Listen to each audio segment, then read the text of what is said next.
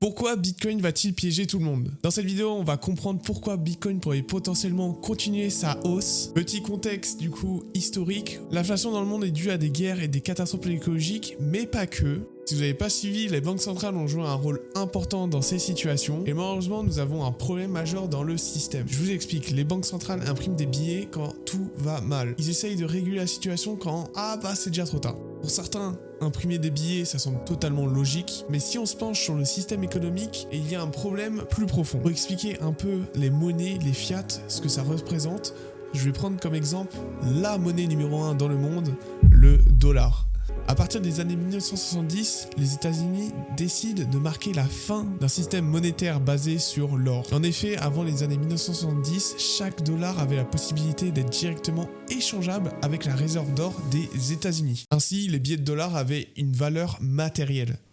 Mais à partir des années 1970, cette valeur matérielle n'existe plus. Les États-Unis décident d'arrêter de baser le dollar sur l'or et donc cette valeur matérielle n'existe plus. Maintenant, les États-Unis peuvent imprimer des billets à l'infini sans avoir cette réserve d'or en contrepartie. Le dollar passe à une valeur de confiance. On achète du dollar parce qu'on a confiance aux États-Unis. Donc, depuis les années 1970, les États-Unis font tourner les planches à billets et la valeur du dollar s'effondre par rapport à l'or ou même par rapport aux entreprises.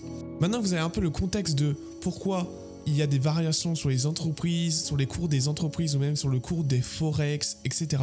Maintenant, on va se pencher du coup sur le cas des entreprises. Les entreprises continuent de créer de la valeur. Récemment, on a vu la narrative intelligence artificielle et on a vu Nvidia juste exploser les cours de la bourse. Il n'y a pas que Nvidia, je peux te donner un autre exemple, il y a aussi Meta. Mais est-ce que ces hausses sont dues à la création de valeur qu'elles ont faite ou à la chute du dollar? Les deux sont corrélés. La chute du dollar fait accélérer la hausse des entreprises comme Nvidia ou Meta. Maintenant, j'en arrive à Bitcoin.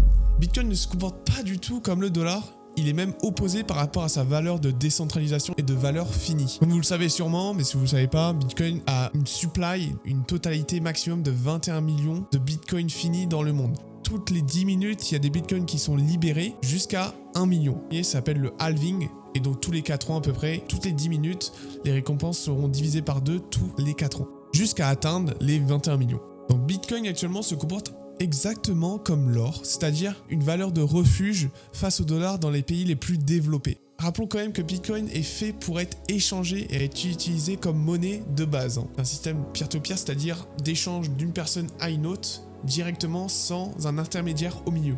Continuons de parler de Bitcoin en 2020.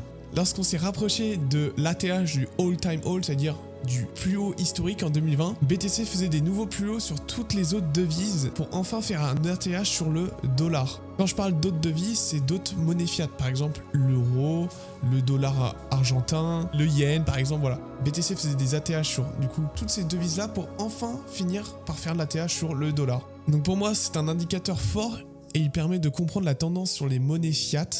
Et actuellement, c'est le cas sur l'euro. On se rapproche, donc quand je parle de cette vidéo, on n'est pas encore sur un nouveau plus haut sur l'euro, mais on s'en rapproche réellement. Et il y a encore d'autres devises qui ont fait des nouveaux plus hauts. Donc je pense que l'ATH sur le dollar devrait arriver d'ici quelques semaines. D'un point de vue spéculation et statistique, Bitcoin arrive sur une dernière résistance majeure des 65 000 $. Ensuite, c'est direction les 80 000 $. Maintenant que j'ai parlé de Bitcoin, pourquoi il était super intéressant à acheter et à garder, maintenant la méthodologie à utiliser, c'est prendre du recul sur tout ce que j'ai dit et analyser un peu tous les points négatifs s'il y en a. Et je vais les aborder maintenant. À l'heure où je tourne cette vidéo, Bitcoin a invalidé plusieurs plans du coup négatifs que je voulais vous partager, mais cela peut être utile pour la suite. Pour la tendance haussière qu'on a depuis quelques semaines, on avait plusieurs résistances majeures identifiées. Alors il faut comprendre, dans le cycle de baisse et de hausse de Bitcoin, il y a 3 phases.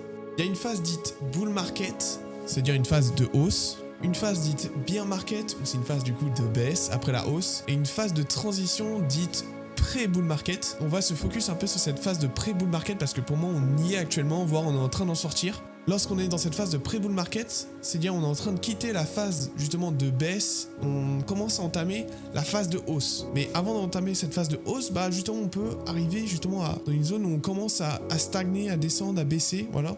Historiquement, dans la zone de pré-bull market, on revenait souvent sur les 0,6 de Fibonacci, donc c'est une zone statistique de retracement, et par la suite on recorrigeait pour remonter et partir en bull run.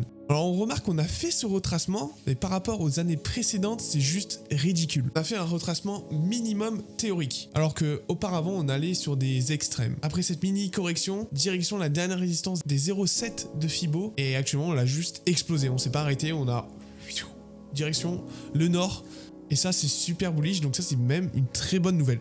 Autrement, un autre point très important à prendre en compte actuellement, c'est qu'on arrive sur l'ATH. Et oui, on y arrive, et il y a de fortes chances qu'on commence à range, donc à stagner, voire à baisser un tout petit peu si on compare aux précédentes années. À part ça, j'ai aucun autre indicateur négatif qui peut nous laisser penser que Bitcoin pourrait se retourner, voire baisser. Donc je vous souhaite tous maintenant un bon bull run, parce que oui, je pense que maintenant, on peut le dire, on va entamer une phase de bull run. Alors attention quand même, parce que ça fait quand même plusieurs mois qu'on est haussier, on n'a toujours pas eu de grosses corrections, ça pourrait arriver. Mais je vous conseille quand même, voilà, si vous rentrez par palier à partir de maintenant, je pense pas que vous pourrez être perdant sur les prochaines années, ça c'est sûr et certain. Donc j'espère qu'à travers cette vidéo, je vous ai fait comprendre le potentiel de Bitcoin, transformer vos euros en vraie valeur, et on se dit à la prochaine, c'était Marty 4K, ciao tout le monde.